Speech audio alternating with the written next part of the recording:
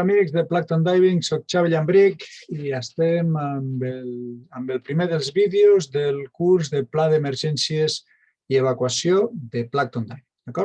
Aquest és un curs que està específicament creat per l'estaf de Plankton Diving o també per servir de referència si algú de vosaltres està fent cursos de nivell professional que li serveixi per crear el dia que ho necessiti el seu propi pla d'emergència i evacuació del seu centre de busseig, si és que arriba a tindre el seu propi centre de busseig. D'acord?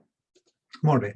Per crear un pla d'emergències i evacuació s'han de tindre en compte una sèrie de paràmetres. Cada centre de busseig tindrà les seves característiques. Les seves característiques. Cada centre de busseig tindrà unes necessitats i tindrà unes virtuts, uns materials i una dimensió i unes característiques pròpies.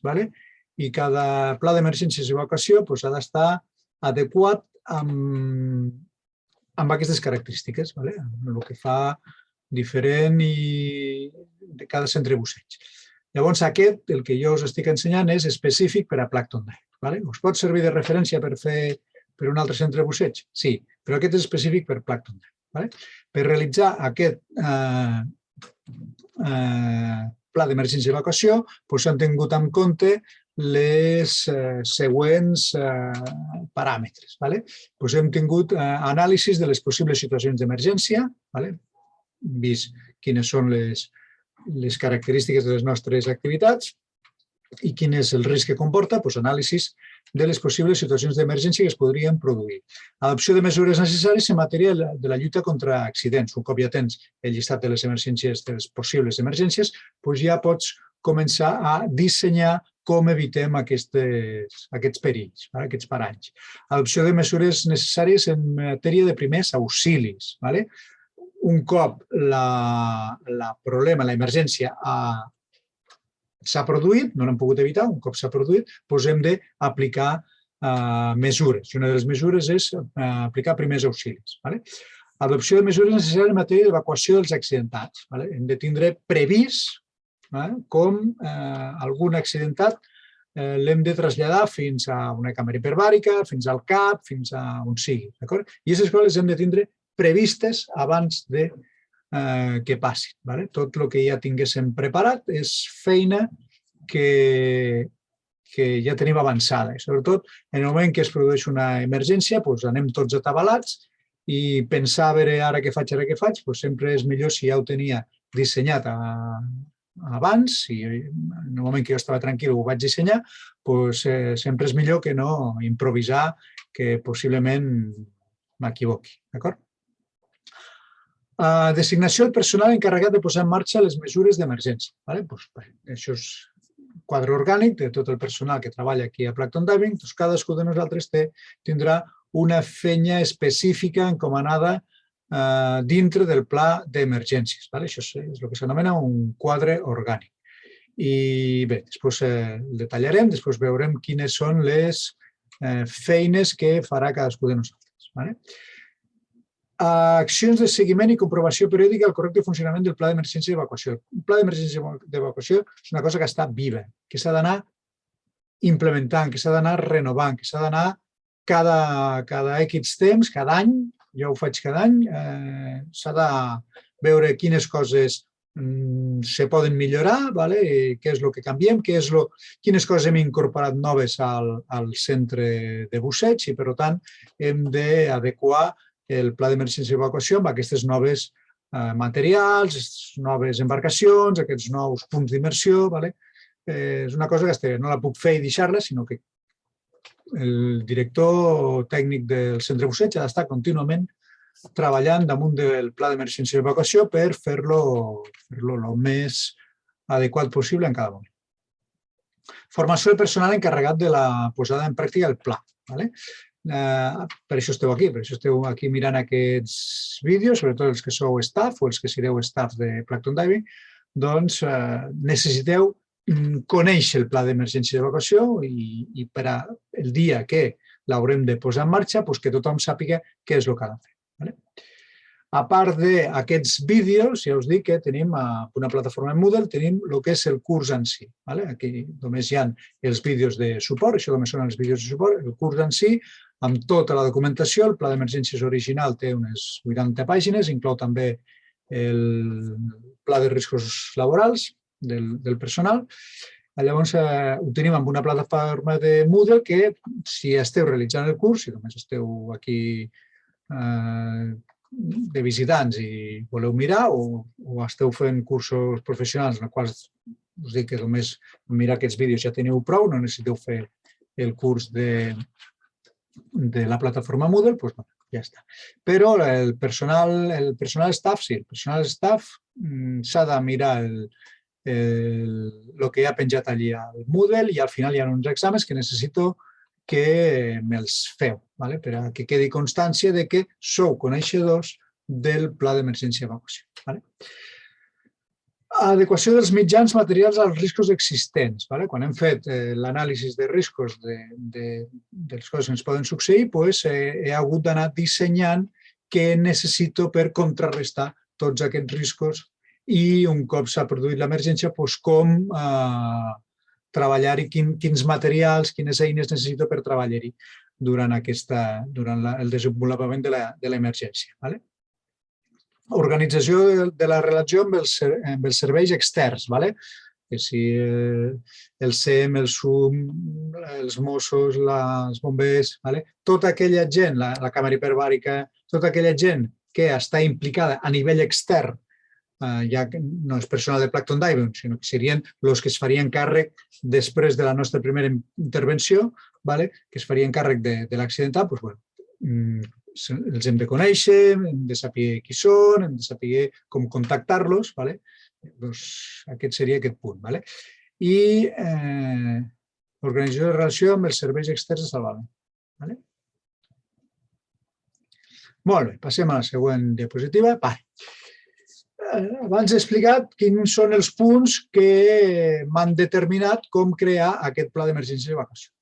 Ara mirarem els punts els quals treballarem aquí amb els vídeos de suport. Ja us dic que a la plataforma Moodle hi ha més coses. Hi ha, per exemple, els plans individuals. Aquí simplement comentarem els plans individuals. Allí hi ha els plans individuals de cada una de les immersions que fem. Allí també hi ha el pla de riscos laborals pel personal. Allí també hi ha molta documentació, hi ha documentació legal amb el qual està basat també els plans d'emergència, que aquí no els explicarem. Per tant, a la plataforma Moodle hi ha molta més cosa i aquí simplement són els vídeos de suport que hem fet per a que no sigui tan feixuc d'entrar dintre de la plataforma Moodle i anar fent. Anem a veure quins temes treballarem. Tindrem la descripció i justificació del pla d'emergència, tindrem les pautes de prevenció per evitar accidents. La descripció i justificació seria la làmina anterior, el que hem comentat abans d'aquesta. Les pautes de prevenció a seguir per evitar accidents, això serà el tema que vindrà després. Les funcions del personal, el quadre orgànic, distribuirem les feines de quan se desenvolupa l'emergència, quan l'emergència ja està instaurada, què és el que hem de fer cadascú de nosaltres dintre del pla d'emergències. Després farem un llistat de les possibles emergències i mode d'actuació. Llistat dels recursos on demanar ajuda i trucades a fer. Aquest és un punt molt important del pla d'emergència, que no pot fallar en cap pla d'emergències, un llistat de telèfons, aquí demanar ajuda. Equip d'emergències a bord, quins són els equips que tenim distribuïts ja no només a bord, sinó a bord de la Planktoncita, sinó d'altres embarcacions que poguessin tindre o de les furgonetes que porten al personal a fer immersions d'infanteria. Quins són els plans d'evacuació, com estan pensats els plans d'evacuació per cada una de les emergències que puguin passar. Hi ha un pla d'emergències per a les instal·lacions a terra. Tenim unes instal·lacions a terra, que són les oficines i la caseta de Sant Jordi, i si algun dia tenim alguna més a Calafat o on sigui, també la incorporarem al pla d'emergències. I després comentarem una mica els plans individuals, com els hem de fer servir. Molt bé, arrenquem. Primer tema, actuacions prèvies a la immersió. Pautes de prevenció. Quines coses hem d'estar vigilants nosaltres com a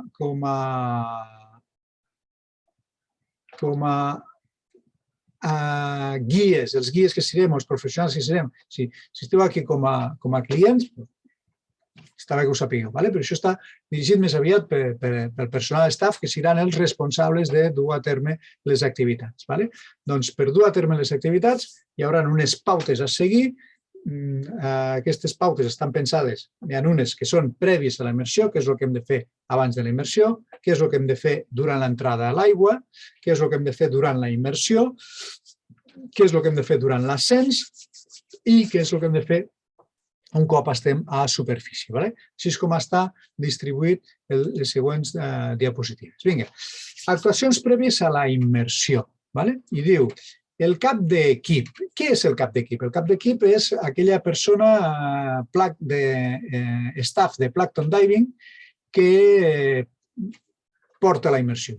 És el que se'n va amb els clients a l'aigua. Això seria el cap d'equip. Després tenim una altra figura, que és el cap de dia, que és aquella persona que coordinaria l'emergència des de terra, que és algú que estigui a l'oficina, algú que estigui amb algunes instal·lacions a terra, o el patró de la barca, és algú que no està a l'aigua, que no és el cap de dia, però que se n'encarregaria de donar suport al cap de dia per coordinar les trucades i per coordinar l'emergència fora de l'emergència.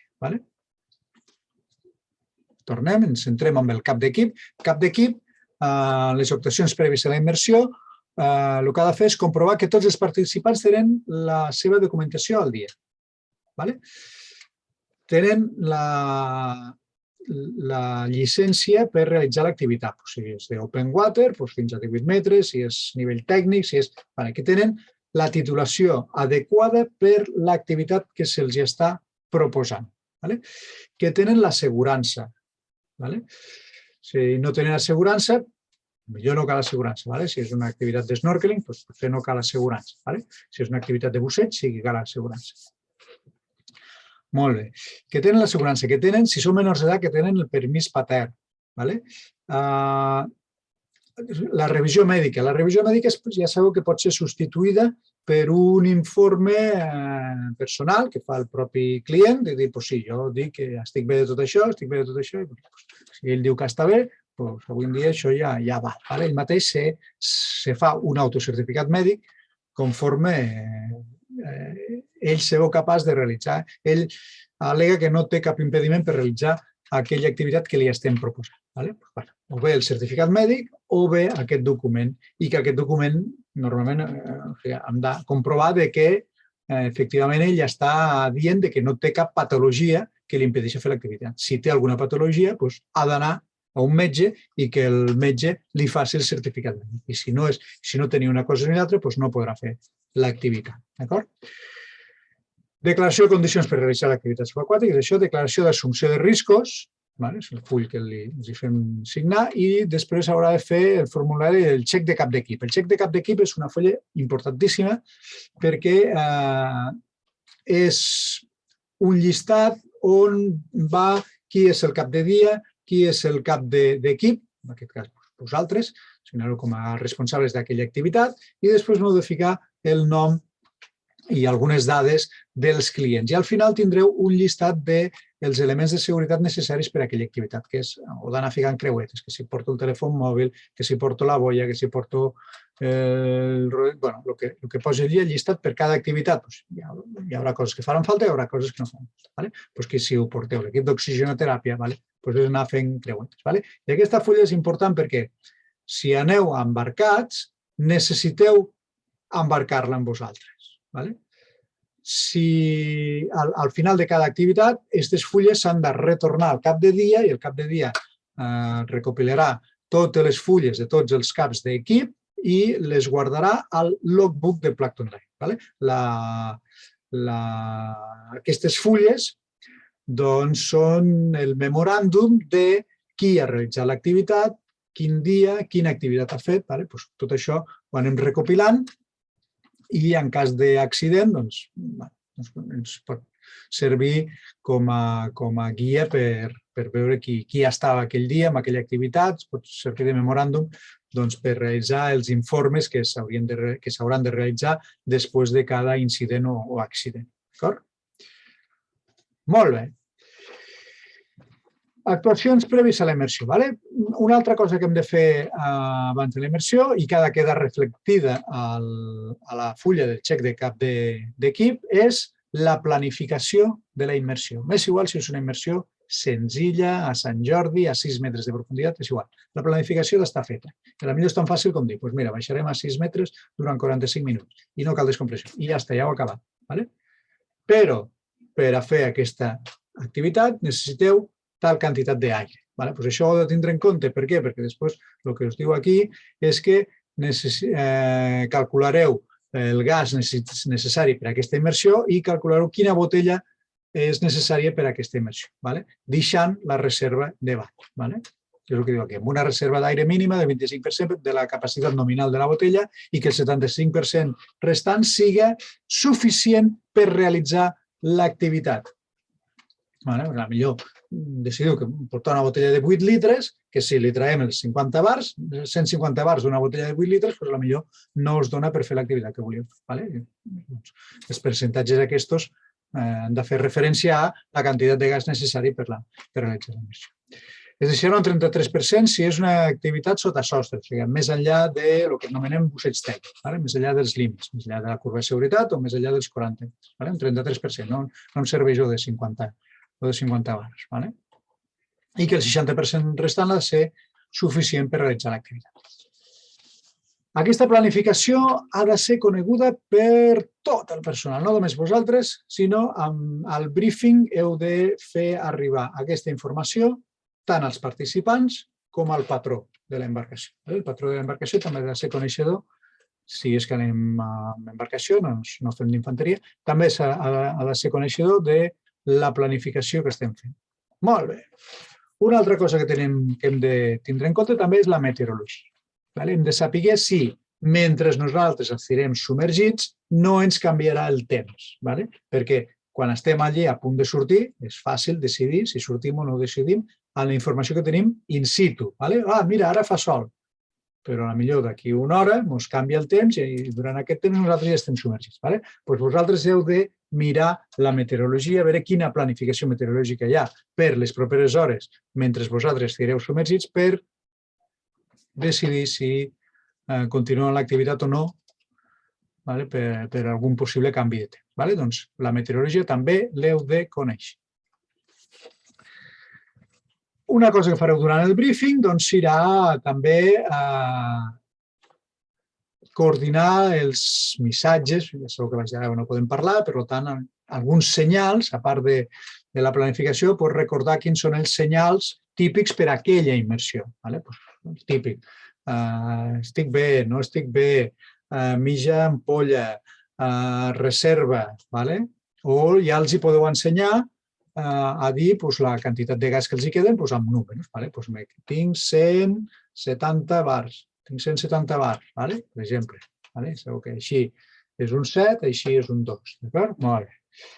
Per això ja ho podeu practicar abans de l'aigua, sobretot perquè tot el personal que va a l'aigua conegui quines són les senyals bàsiques per a aquella immersió.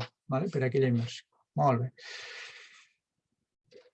També es repassarà amb el personal de l'embarcació si hi ha algun còdic de comunicació que poguéssim utilitzar entre el personal que es queda a bord de la barca i el personal que està submergit. Engegar el motor 2 vegades, algun sistema o una botzina subaquàtica per a que si el patró ens vol comunicar que hem d'abandonar la immersió perquè hi ha canviat el temps o hi ha algun problema a superfície, doncs que ens puguem comunicar. Això hem de tindre en compte de parlar-ho amb el patró també. No només amb els clients, sinó també amb el patró. Encara no hem entrat a l'aigua. Els submarinistes s'asseguren que porten aquells elements de l'equip relatius a la seguretat. Quins són? Que si porten l'utensili de tall, que si porten les ulleres, que si porten el tub. Tot allò que el decret 550/2020 especifica que és necessari per realitzar aquella immersió, doncs que ho portem. Recordeu que hi ha dos llistats, una pel busseig dintre dels límits, l'altra pel busseig més enllà dels límits. Bàsicament, el busseig més enllà dels límits ens diu que hem de portar gairebé doble de tot. Dos ulleres, dos de tot, pràcticament. Però si la complexitat de la immersió ho requereix, són redundants com ulleres, utensilis de tall, il·luminació, sistemes d'ascens, font de cada gas, sistemes de càlcul de descompressió, etc. Aquest document, el 550/2020, el teniu també a la plataforma Moodle i allí podeu mirar quins són els dos llistats necessaris. Un és per el busseig dintre dels límits, busseig recreatiu dintre dels límits, l'altre és el busseig recreatiu més enllà dels límits. Doncs assegurar-vos que els clients i vosaltres mateixos també ho porten. El personal superfície s'assegura que aquells elements col·lectius relatius a la seguretat estan en servei i la immersió és en barca, o al vehicle si és des de terra. Quins elements estem parlant? De la farmaciola, estem parlant de l'oxigenoteràpia, estem parlant de l'emissora, del telèfon mòbil, gasos de reserva, tot allò que hem decidit que és necessari portar, que no és d'ús particular, sinó que és d'ús col·lectiu, que nosaltres, el cap d'equip és el responsable d'assegurar-se que ho portem. I això és el que està al llistat del check-in de cap d'equip, allò que hem de ficar creuetes, que si porto l'oxigenoteràpia, que si porto l'alfa, que si porto el mòbil.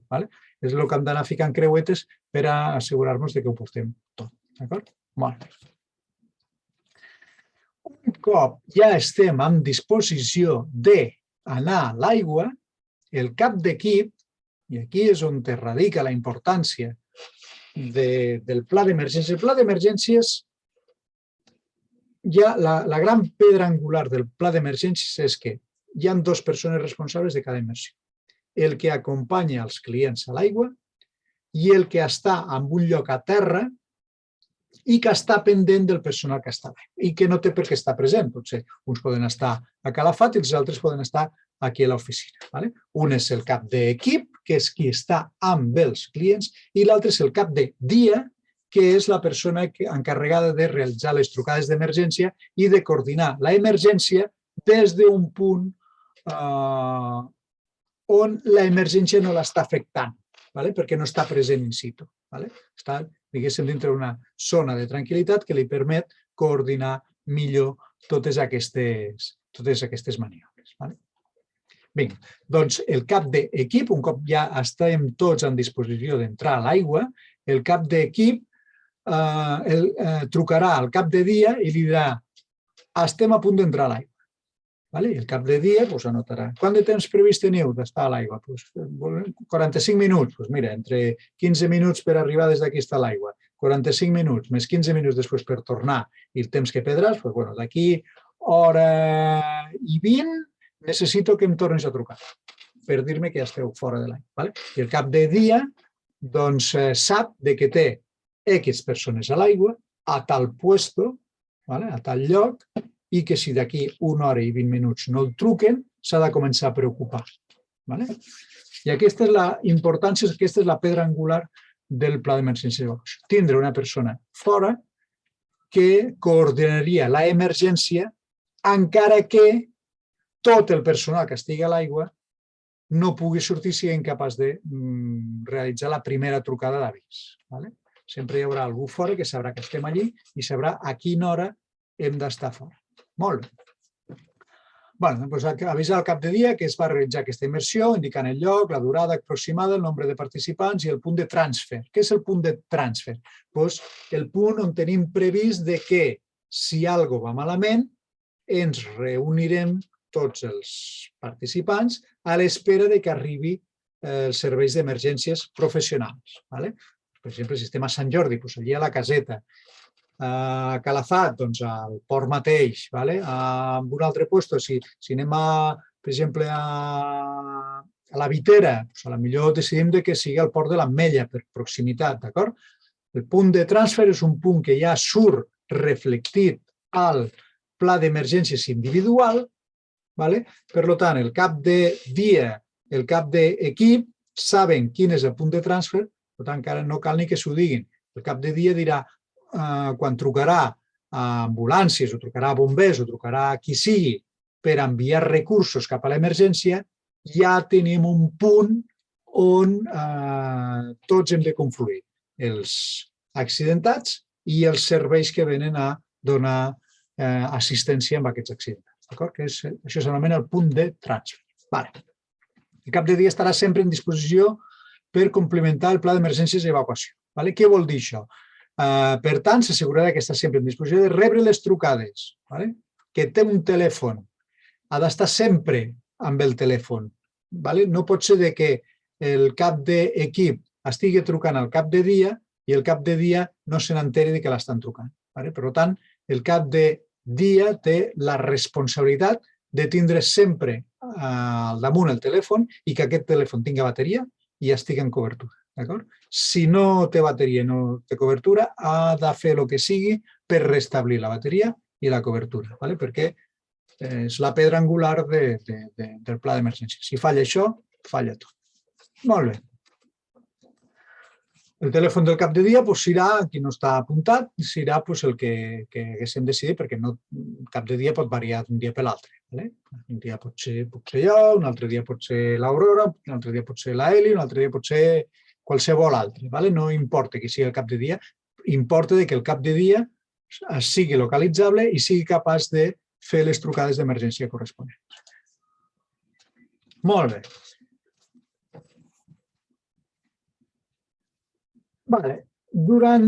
Aquí ja estem parlant dels submarinistes. Ja no estem parlant ni del cap de dia ni del cap d'equip, sinó que estem parlant ja dels submarinistes. Els submarinistes durant la preimmersió estaran atents a situacions que puguin patir símptomes perillosos, com pot ser deshidratació, escalfament, insolació, mareig, hipotèrmia, estrès, etc. Si els submarinistes detecten que ells o algú dels altres clients estan en una d'aquestes situacions, doncs ho han de notificar. Escolta, que és que fa molta estona que estic aquí al sol, m'estic calentant i em començo a marejar. Ho ha de notificar. Per què? Doncs perquè a vegades entrant a l'aigua no se soluciona el problema. A vegades el mal de cap o el mareig o el malestar que tinguem continua baix de l'aigua i això és un perill. Per tant, els submarinistes s'han de responsabilitzar que si ells detecten en si mateixos, amb un company, amb la seva parella, que hi ha algun problema que pugui fer perillar la immersió, doncs ho han de comunicar al cap d'equip. I el cap d'equip decidirà amb aquesta persona si la exclou de l'activitat o si directament suspèn tota l'activitat, depenent de la gravetat de la situació. Per tant, ja veu que aquí estem repartint feines per tothom, inclús els clients. El personal de superfície, en cas que n'hi hagi, perquè a vegades no n'hi ha, a vegades anem des d'infanteria, sortim des de Cala Llobeta i no tenim personal de superfície. Però si anem a la Plactoxita, anem amb qualsevol altre barco, doncs el personal de superfície estarà atent a ajudar els submarinistes en l'estiva del material, equipar-se, l'entrada a l'aigua, vigilant per evitar potencials accidents o incidents durant la preimmersió. A l'hora de... Clar, estem movent material pesat. A més, estem caminant per damunt de llocs on poden haver algun tub, algun regulador, el que sigui, i algú es podria fer mal o es podria trencar part de l'equip. Doncs la tripulació ha d'estar atent per evitar aquestes coses. Molt bé. Abans d'entrar a l'aigua, quan hi ha el cap d'equip, diu equipar-se per la immersió, doncs és realitzar una revisió prèvia entre tot el personal, dirigit pel cap d'equip, per assegurar que tot està disposat de forma correcta, com corretges de l'equip, càrregues de gas, les ampolles obertes, allò que fem del xapo, que si portes tot ben col·locat. I això normalment es fa entre parelles i els caps d'equip heu d'animar a que ho facin entre parelles, perquè molts tenim la mania, i jo el primer, molts tenim la mania de ser autosuficients. I això és un mal costum, perquè al final sempre ens deixem alguna cosa.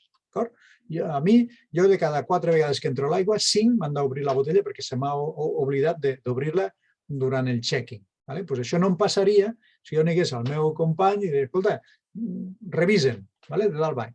S'ha de fer una revisió sistemàtica, que si porto les ulleres, que si porto el regulador, que si funciona el regulador, que si la botella està oberta, que si porto el gabinet, que si porto el bocadillo, que si porto la cantimplora. Totes aquestes coses que hem decidit que les portem correctament col·locades i en disposició de fer-se servir. Si salto l'aigua amb una botella tancada, de poc me serviran els 3.000 litres que hi ha dintre la botella. Per tant, això s'ha de fer entre companys. I el cap d'equip ha d'animar que ho facin entre companys. El cap d'equip vigilarà que tothom estigui en condicions físiques i psíquiques adequades per realitzar l'activitat prevista. Allò que dèiem abans, que si ningú està en insolació, en fogot, en qualsevol problema, inclús d'alcoholisme o de drogues. Si se us presenta un client i vosaltres detecteu que no està en condicions d'anar a l'aigua, molt amablement l'hem d'excloure de l'activitat. Per què? Perquè si va a l'aigua el responsable no és ell, sou vosaltres. I no podem permetre que per culpa que algú s'ha passat una nit molt guapa, després nosaltres passem un matí molt desastrós. Per tant, heu de vigilar que tothom que vagi a l'aigua estigui en condicions de poder-ho fer, poder realitzar l'activitat prevista. Pot ser insolació, pot ser acalorament, pot ser alcohol, pot ser qualsevol cosa que sigui responsabilitat del client. Nosaltres, si el client no ens ha dit escolta, que em passa això, nosaltres estem vigilants que si algú detectem que no està en condicions de realitzar l'activitat, l'hem d'excloure. Molt bé. El cap d'equip també s'assegurarà que la zona d'immersió queda senyalitzada. Si estem bussejant dintre de zona, això del balisament està pensat per zona on hi hagi navegació, on hi hagi navegació, on hi hagi pas de barques. Si estem dintre de la zona de boies, per exemple, quan estem a Calavidre, per exemple, que estem dintre de la zona on les barques no poden entrar, allí no cal portar cap tipus de senyalització.